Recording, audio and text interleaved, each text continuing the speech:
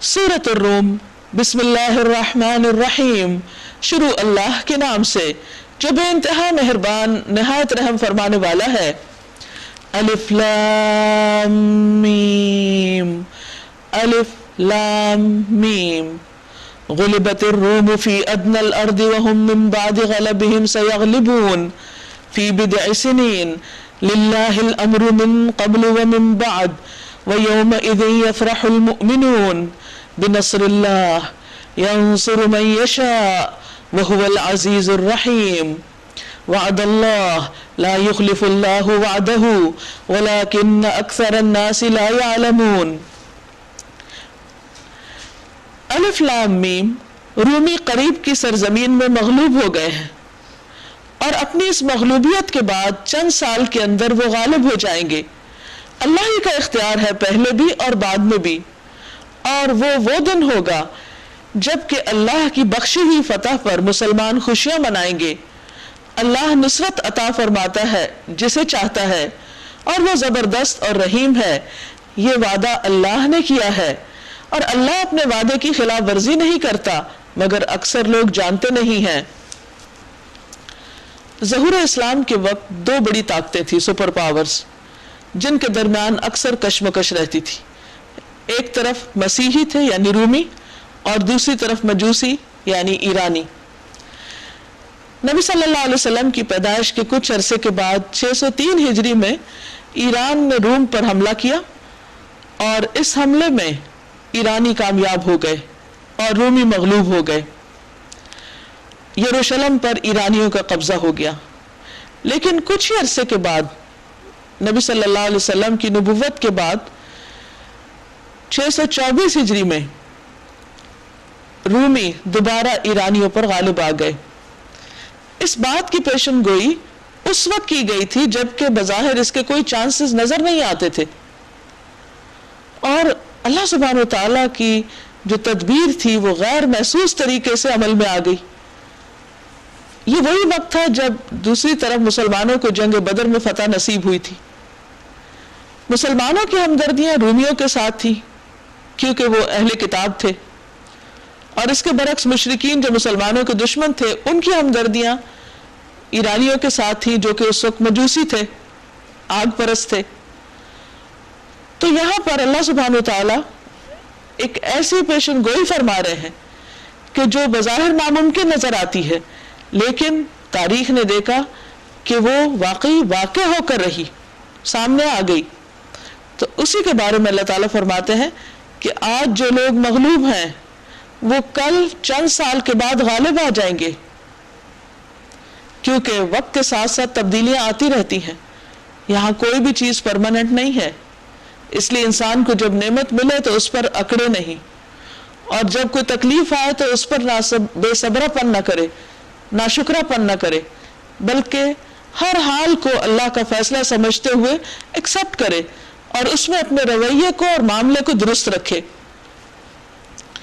तो फरमाया कि एक वक्त आएगा कि आज की मगलूब कौम गालिब आ जाएगी और उस वक्त मुसलमान भी खुश हो जाएंगे, यानी दोहरी खुशी से।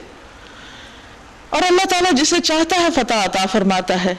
ये अल्लाह का वादा है और अल्लाह अपने वादे की खिलाफ वर्जी नहीं करता और हमने देखा कि वाकई खिलाफ वर्जी नहीं हुई, बात हर बार सच हुई। लोग दुनिया की जिंदगी का बस जाहिरी पहलू जानते हैं, इसलिए वो जाहिर के मुताबिक अपनी राय देते रहते हैं और आखिरत से वो खुद ही गाफिल हैं।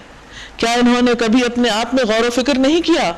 अल्लाह ने जमीन और आसमानों को और उन सारी चीजों को जो उनके दरमियान है बरहक और एक मुकर्रर मुद्दत ही के लिए पैदा किया है, मगर बहुत से लोग अपने रब की मुलाकात के मुनकर हैं, यानी मानते ही नहीं कि मरने के बाद उन्हें अपने रब के सामने खड़े होना है। और क्या ये लोग कभी जमीन में चले फिरे नहीं हैं कि इन्हें उन लोगों का अंजाम नजर आता जो इनसे पहले गुजर चुके हैं, यानी कौम आद, समूद वगैरह, जो इनके रास्तों में ही बर्बाद शुदा बस्तियां खंडरात की शक्ल में मौजूद थी। वो इनसे ज्यादा ताकत रखते थे, यानी अहले मक्का से। उन्होंने जमीन को खूब उधेड़ा, यानी उसमें ज़राअत की, उसमें और इमारतें बनाई और खूब दुनियावी तरक्की की। वह अमरूहा, और उसे इतना आबाद किया जितना इन्होंने नहीं किया, यानी अहले मक्का ने उतनी तरक्की नहीं की।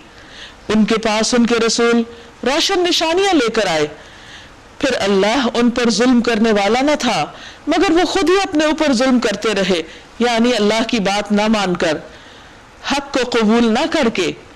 ثم كان عاقبة الذين اساءوا السوء ان كذبوا بآيات الله وكانوا بها يستهزئون۔ آخر کار جن لوگوں نے برائیاں کی تھی ان کا انجام بہت برا ہوا، اس لیے کہ انہوں نے اللہ کی آیات کو جھٹلایا تھا اور وہ ان کا مذاق اڑاتے تھے۔ اللہ یبدأ الخلق ثم یعیدہ، اللہ ہی خلق کی ابتدا کرتا ہے پھر وہی اعادہ کرے گا، یعنی دوبارہ پیدا کرے گا، پھر اسی کی طرف تم پلٹائے جاؤ گے۔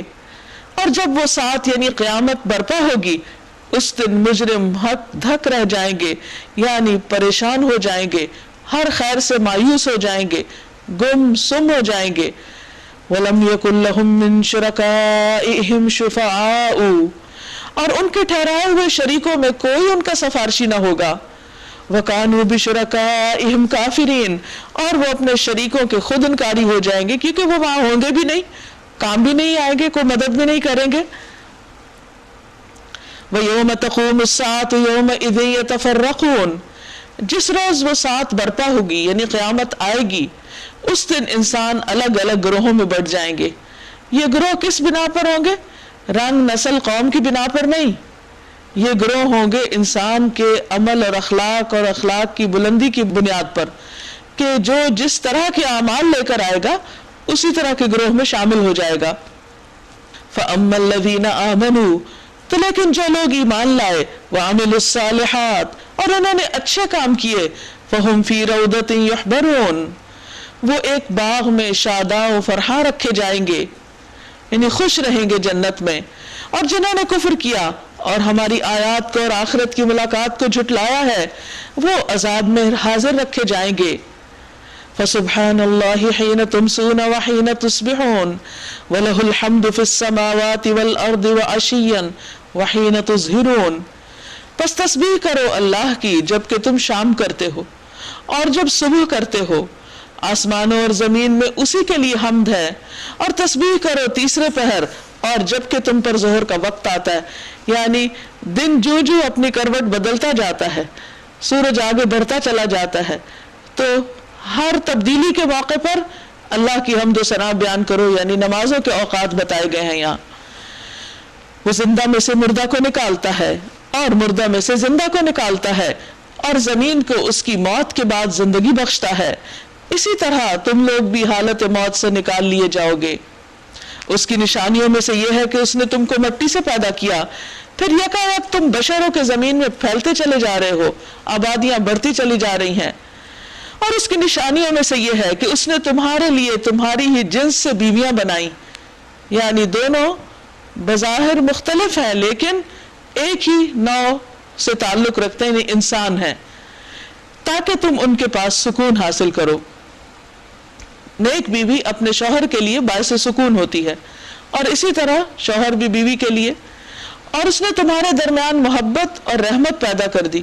نبی صلی اللہ علیہ وسلم نے فرمایا کہ نکاح سے زیادہ کوئی چیز دو محبت کرنے والوں کے حق میں بہتر نہیں پائی گئی، کیونکہ نکاح کے بعد جو محبت ایک دوسرے سے ہوتی ہے وہ وفاداری پر مبنی ہوتی ہے، پیور ہوتی ہے، اور خیر و بھلائی پر مبنی ہوتی ہے، اس میں کسی قسم کا کوئی گلٹ نہیں، اس میں کسی قسم کا کوئی گناہ نہیں، بلکہ وہ محبت ہی باعث اجر ہے۔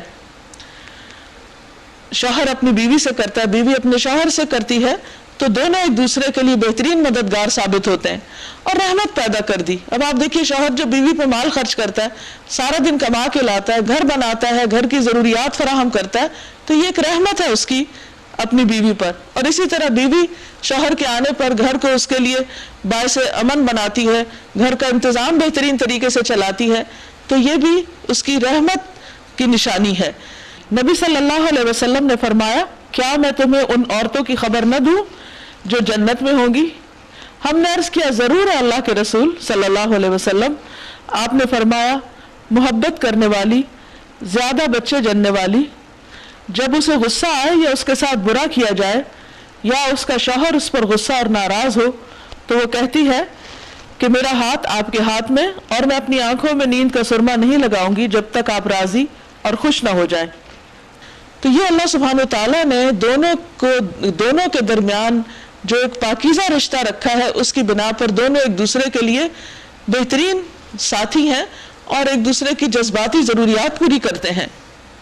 یقیناً اس میں بہت سی نشانیاں ہیں ان لوگوں کے لیے جو غور و فکر کرتے ہیں، اور اس کی نشانیوں میں سے آسمانوں اور زمین کی پیدائش ہے، اور تمہاری زبانوں اور تمہارے رنگوں کا اختلاف ہے۔ یقیناً اس میں بہت سی نشانیاں ہیں دانش مند لوگوں کے لیے، عقل مند لوگوں کے لیے، کہ اللہ سبحانہ تعالیٰ نے ایک ہی زمین پر کتنے مختلف رنگ پیدا کیے ہیں، اور نہ صرف یہ کہ سکن کے کلرز بلکہ آنکھوں کے کلرز کیسے کیسے رکھے ہیں۔ یہ سب اس کی قدرت کی نشانیاں ہیں، حالانکہ سب آدم کی اولاد ہیں، اور پھر اسی طرح سب کی بولیاں فرق ہیں۔ اور اس کی نشانیوں میں سے تمہارا رات اور دن کو سونا، یعنی دن کو قیلولہ کرنا، اور تمہارا اس کے فضل کو تلاش کرنا ہے۔ یقیناً اس میں بہت سی نشانیاں ہیں ان لوگوں کے لیے جو غور سے سنتے ہیں، اور اس کی نشانیوں میں سے یہ ہے کہ وہ تمہیں بجلی کی چمک دکھاتا ہے، خوف کے ساتھ بھی اور طمع کے ساتھ بھی، یعنی اس سے ڈر بھی لگتا ہے لیکن امید ہوتی ہے کہ اس سے خیر آئے گی، یعنی بارش آئے گی، فصلیں پکیں گی، اور ڈر یہ لگتا ہے کہ کہیں اتنی بارش نہ آ جائے کہ ہر چیز ہی بہا کے لے جائے۔ اور آسمان سے پانی برساتا ہے، پھر اس کے ذریعے سے زمین کو اس کی موت کے بعد زندگی بخشتا ہے۔ یقیناً اس میں بہت سی نشانیاں ہیں ان لوگوں کے لیے جو عقل سے کام لیتے ہیں۔ اور اس کی نشانیوں میں سے یہ ہے کہ آسمان اور زمین اس کے حکم سے قائم ہیں۔ پھر جو ہی کہ اس نے تمہیں زمین سے پکارا، بس ایک ہی پکار میں اچانک تم نکل آؤ گے، یعنی جیسے پودے نکل آتے ہیں برسات کے بعد فوراً، اسی طرح قیامت کے دن بس ایک آواز پر تم سب اللہ کے حضور حاضر ہو جاؤ گے۔ آسمانوں اور زمین میں جو بھی ہیں اس کے بندے ہیں، سب کے سب اسی کے تابع فرمان ہیں۔ وہی ہے جو تخلیق کی ابتدا کرتا ہے، پھر وہی اس کا اعادہ کرے گا، اور یہ اس کے لیے آسان تر ہے۔ پہلی بار جس نے بنایا وہ دوبارہ بنا سکتا ہے، اس کے لیے تو پہلی بار بھی مشکل نہ تھا، تو دوبارہ کیوں مشکل ہوگا۔ آسمانوں اور زمین میں اس کی صفت سب سے برتر ہے، اور وہ زبردست اور حکیم ہے۔ وہ تمہیں خود تمہاری اپنی ہی ذات سے ایک مثال دیتا ہے، یعنی بات سمجھانے کے لیے۔ کیا تمہارے ان غلاموں میں سے جو تمہاری ملکیت میں ہیں، کچھ غلام ایسے بھی ہیں جو ہمارے دیے ہوئے مال و دولت میں تمہارے ساتھ برابر کے شریک ہو، اور تم ان سے اس طرح ڈرتے ہو جس طرح آپس میں اپنے ہمسروں سے ڈرتے ہو؟ اس طرح ہم آیات کھول کر پیش کرتے ہیں ان لوگوں کے لیے جو عقل سے کام لیتے ہیں، مگر یہ ظالم بے سمجھے بوجھے اپنے تخیلات کے پیچھے چل پڑتے ہیں۔ اب کون اس شخص کو راستہ دکھا سکتا ہے جسے اللہ نے بھٹکا دیا ہو؟ ایسے لوگوں کا تو کوئی مددگار نہیں ہو سکتا۔ یعنی انسان اپنے جیسے انسانوں کو جو سٹیٹس میں اس سے کم ہو، ان کو اپنے برابر نہیں دیکھنا چاہتا، ان کو اپنے اختیارات، اپنے حقوق ان کو نہیں دینا چاہتا۔ تو یہ کیسے ہو سکتا ہے کہ اللہ سبحانہ وتعالیٰ جو ہر چیز کا مالک ہے، وہ اپنے کچھ اختیارات اور اس کے پاس جو کچھ ہے وہ بندے میں سے کچھ کو دے دے اور انہیں خدا بنا لے یا اپنی خدائی میں شریک کر لے؟ تو اٹس امپاسبل۔ یعنی بندے کو شراکت پسند نہیں تو خالق کو کیسے پسند ہو سکتی؟ فَأَقِمْ وَجْهَكَ لِلدِّينِ حَنِيفًا، پس اے نبی صلی اللہ علیہ وسلم یکسو ہو کر اپنا رخ اس دین کی سمت میں جما دو، یعنی وہ دین جسے قرآن پیش کر رہا ہے، جو اللہ کی عبادت پر مبنی ہے، جس کا مقصود کیا کہ لوگ اللہ سے جڑ جائیں، اللہ کی طرف آئیں، اور یہ انسان کی فطرت میں رکھ دیا گیا ہے۔ یعنی انسان کے اندر اس کی ایک ضرورت، ایک ارج رکھی گئی ہے، قائم ہو جاؤ اس فطرت پر جس پر اللہ تعالیٰ نے انسانوں کو پیدا کیا ہے۔ یعنی تمام انسان اسی فطرت پہ پیدا کیے گئے ہیں کہ ان کو ایک خالق، مالک، رب کی ضرورت ہے، اور وہ کسی کے آگے جھکنا چاہتے ہیں، وہ کسی سے سب سے بڑھ کر محبت کرنا چاہتے ہیں۔ یہ ان کے اندر اللہ نے ایسی پروگرامنگ کی ہے کہ وہ دنیا میں آ کر اپنے خالق کو تلاش کرے۔ اب آپ دیکھیے کہ جیسے ہر بچے کی ایک فطری خواہش ہوتی ہے کہ اس کی کوئی ماں ہو، اور اگر اپنی ماں نہ ہو تو پھر اس صورت میں وہ کیا کرتا ہے؟ کسی اور کو ماں بنا لیتا ہے۔ تو اگر کوئی اپنی ماں کے ہوتے ہوئے کسی اور کو ماں کہتا ہے تو یہ کس قدر ایک ناجائز بات ہوگی اور کتنی تکلیف دہ بات حقیقی ماں کے لیے۔ تو جب انسانوں کے اندر اپنی اوریجن کی پہچان کی ایک ضرورت ہے، یہ رکھ دی گئی ہے، تو یہ کیسے ہو سکتا ہے کہ وہ اپنے کریٹر کو نہ جاننا چاہیں کہ ہمیں بنایا کس نے، پیدا کس نے کیا ہے؟ اور پھر یہ کیسے ہو سکتا ہے کہ جب ان کو اصل خالق مل جائے، اصل معبود مل جائے، تو وہ اس کو چھوڑ کے کسی اور کی طرف متوجہ ہو جائے؟ اور اگر وہ جانتے بوجھتے ہوئے ایسا کریں تو اس سے بڑا کوئی ظلم نہیں، اس سے بڑی کوئی ناانصافی نہیں۔ فرمایا لا تبدیل لخلق اللہ، اللہ کی بنائی ہوئی ساخت بدلی نہیں جا سکتی، یعنی اللہ نے انسان کو اپنی عبادت کے لیے پیدا کیا ہے، اور کوئی اور انسان کے اندر سے اس شوق کو یا اس خواہش کو ختم نہیں کر سکتا کہ انسان اس چیز کو سرے سے چاہے ہی نہ، یا اس کے اندر یہ نہ رہے الا کہ کسی کی فطرت ہی مسخ ہو چکی ہو، ورنہ ایک معبود اور اصلی معبود کو جاننا، پہچاننا اور اس کے آگے جھکنا انسان کے اندر اس کی ایک ضرورت قدرتی طور پر رکھ دی گئی، اور ہر انسان اس کو محسوس کرتا ہے۔ رسول اللہ صلی اللہ علیہ وسلم نے فرمایا ہر پیدا ہونے والا بچہ فطرت پر پیدا ہوتا ہے، پھر اس کے والدین اسے یہودی، نصرانی اور مشرک بنا دیتے ہیں۔ یہی بالکل راست اور درست دین ہے، مگر اکثر لوگ جانتے نہیں۔ قائم ہو جاؤ اس بات پر اللہ کی طرف رجوع کرتے ہوئے، اور ڈرو اس سے اور نماز قائم کرو، اور نہ ہو جاؤ ان مشرکین میں سے جنہوں نے اپنا اپنا دین الگ بنا لیا ہے اور گروہوں میں بٹ گئے ہیں، ہر گروہ کے پاس جو کچھ ہے وہ اسی میں مگن ہے۔ یعنی اللہ نے انسان کو صحیح دین پر پیدا کیا، لیکن بعد میں شیطان کے بہکاوے میں آ کر لوگوں نے شرک کیا اور اپنا اپنا دین اپنی مرضی کا الگ الگ بنا لیا، اور اسی پر خوش ہو گئے، راضی ہو گئے۔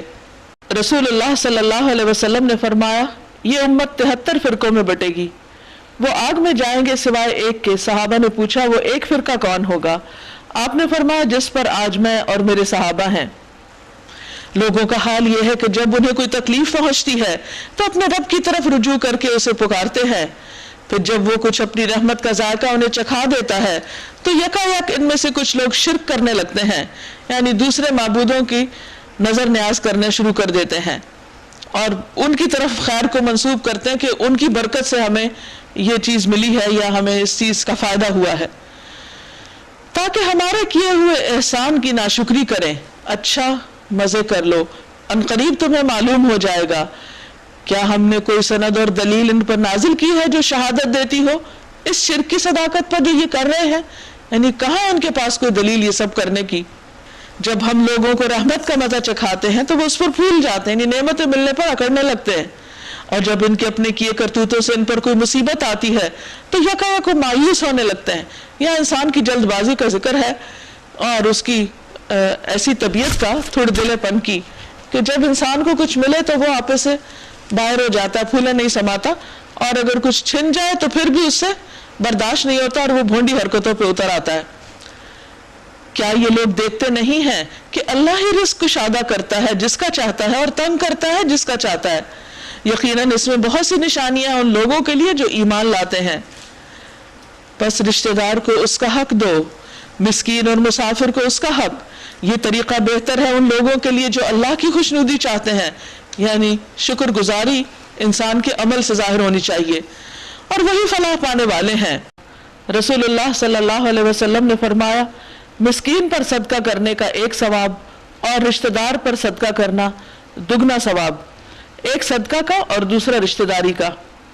وَمَا آتَيْتُم مِّن رِّبًا لِّيَرْبُوَ فِي أَمْوَالِ النَّاسِ فَلَا يَرْبُو عِندَ اللَّهِ، جو سود تم دیتے ہو تاکہ لوگوں کے مال میں شامل ہو کر وہ بڑھ جائے، اللہ کے نزدیک وہ نہیں بڑھتا۔ وَمَا آتَيْتُم مِّن زَكَاةٍ، اور جو زکوٰۃ تم دیتے ہو تُرِيدُونَ وَجْهَ اللَّهِ، جس سے تم اللہ کی رضا چاہتے ہو، فَأُولَٰئِكَ هُمُ الْمُضْعِفُونَ، یہی لوگ دراصل اپنے مال بڑھاتے ہیں۔ یعنی زکوٰۃ دینے سے بظاہر یہ لگتا ہے کہ مال کم ہو گیا، لیکن اس سے مال پاک ہوتا ہے، اس میں برکت ہو جاتی ہے، اور جیسا جیسا کسی کا اخلاص ہو اس کے مطابق اللہ تعالیٰ اس کو بڑھاتے ہیں۔ دنیا میں بھی برکت ہوتی ہے مال کے اندر، ضائع ہونے سے بچتا ہے، اور آخرت میں تو ایک کھجور ایک پہاڑ برابر اجر لے کر انسان کے سامنے آئے گی۔ تو اس لیے انسان کو وہ طریقہ اختیار کرنا چاہیے جو اس کے فائدے کا ہے، دنیا اور آخرت دونوں میں، خواہ دیکھنے میں یہ کرنے میں مشکل ہی کیوں نہ لگ رہا ہو، اور اس کے برعکس ان چیزوں کو چھوڑ دینا چاہیے جو ظاہری طور پر وقتی طور پر انسان کو فائدے کی لگیں لیکن الٹیمیٹلی وہ انسان کے لیے سخت نقصان دہ ہوں، جس میں نمبر 1 سود ہے۔ اللہ ہی ہے جس نے تم کو پیدا کیا، پھر تمہیں رزق دیا، پھر وہ تمہیں موت دیتا ہے، پھر وہ تمہیں زندہ کرے گا۔ کیا تمہارے ٹھہرائے ہوئے شریکوں میں کوئی ایسا ہے جو ان میں سے کوئی بھی کام کرتا ہو؟ پاک ہے وہ اور بہت بالا اور برتر ہے اس شرک سے جو یہ لوگ کرتے ہیں۔ خشکی اور تری میں فساد برپا ہو گیا ہے لوگوں کے اپنے ہاتھوں کی کمائی سے، تاکہ مزہ چکھائے ان کو ان کے بعض اعمال کا، شاید کہ وہ باز آ جائیں۔ اے نبی صلی اللہ علیہ وسلم ان سے کہیے، زمین میں چل پھر کر دیکھو پہلے گزرے ہوئے لوگوں کا کیا انجام ہو چکا ہے، ان میں سے اکثر مشرک ہی تھے۔ یعنی انسانیت کی بہت بڑی ویکنس رہی ہے کہ اس نے ظاہری خداؤں کو مانا اور سامنے نظر آنے والی چیزوں نے اس کو اٹریکٹ کیا اور وہ اصل رب کو بھول کر ان کے آگے جھک گئے۔ بس اے نبی صلی اللہ علیہ وسلم اپنا رخ مضبوطی کے ساتھ جما دیجئے اس دین راست کی سمت میں، قبل اس کے کہ وہ دن آئے جس کے ٹل جانے کی کوئی صورت اللہ کی طرف سے نہیں ہے۔ اس دن لوگ پھٹ کر ایک دوسرے سے الگ ہو جائیں گے، جس نے کفر کیا اس کے کفر کا وبال اسی پر ہے، اور جن لوگوں نے نیک عمل کیا ہے وہ اپنے ہی لیے فلاح کا راستہ صاف کر رہے ہیں، تاکہ اللہ ایمان لانے والوں اور عمل صالح کرنے والوں کو اپنے فضل سے جزا دے۔ یقیناً وہ کافروں کو پسند نہیں کرتا۔ اس کی نشانیوں میں سے یہ ہے کہ وہ ہوائیں بھیجتا ہے بشارت دینے کے لیے اور تمہیں اپنی رحمت سے بہرہ مند کرنے کے لیے، اور اس غرض کے لیے کہ کشتیاں اس کے حکم سے چلیں، اور تم اس کا فضل تلاش کرو اور اس کے شکر گزار بنو۔ اور ہم نے تم سے پہلے رسولوں کو ان کی قوم کی طرف بھیجا، وہ ان کے پاس روشن نشانیاں لائے، پھر جنہوں نے جرم کیا ان سے ہم نے انتقام لیا، اور ہم پر یہ حق تھا کہ ہم مومنوں کی مدد کریں۔ اللہ ہی ہے جو ہواؤں کو بھیجتا ہے اور وہ بادل اٹھاتی ہیں، پھر وہ ان بادلوں کو آسمان میں پھیلاتا ہے جس طرح چاہتا ہے اور انہیں ٹکڑیوں میں تقسیم کرتا ہے۔ یعنی انسانوں میں سے کوئی انسان ایسا نہیں ہے، کوئی انسانوں کا گروپ ایسا نہیں کہ جو بادلوں کو اپنی مرضی کے ڈیزائن دے یا وہاں پر اپنی خواہش یا اپنے شوق کے مطابق ان کی کوئی شکلیں بنائے۔ یہ سب بھی اللہ ہی کا کام ہے، جس طرح چاہتا ہے ان کو پھیلاتا ہے، جیسا رنگ شیپ ان کو دینا چاہتا ہے وہ دیتا ہے۔ اس سے اللہ کی قدرت کا پتہ چلتا ہے۔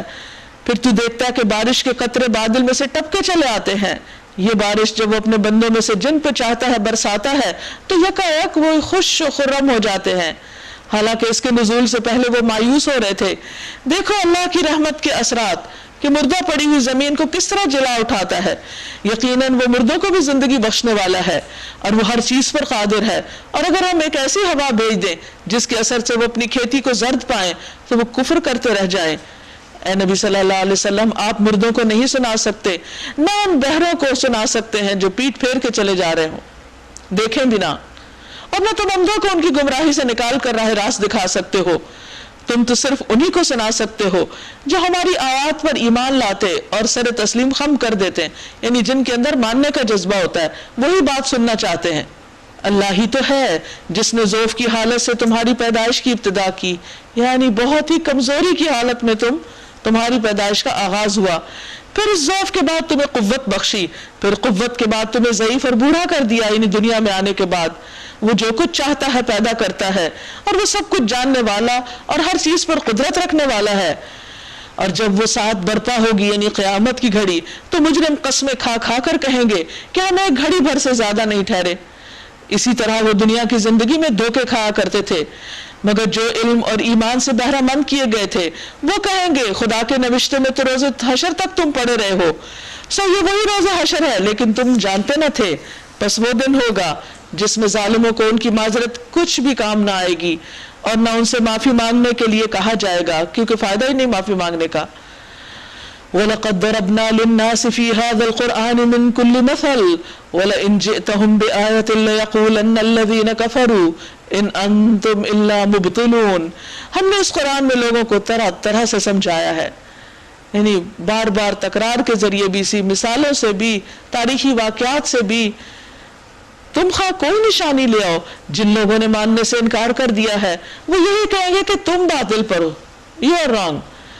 اس طرح ٹھپا لگا دیتا ہے اللہ ان لوگوں کے دلوں پر جو بے علم ہے۔ پس اے نبی صلی اللہ علیہ وسلم صبر کیجئے، ان وعد اللہ حق، بے شک اللہ کا وعدہ سچا ہے۔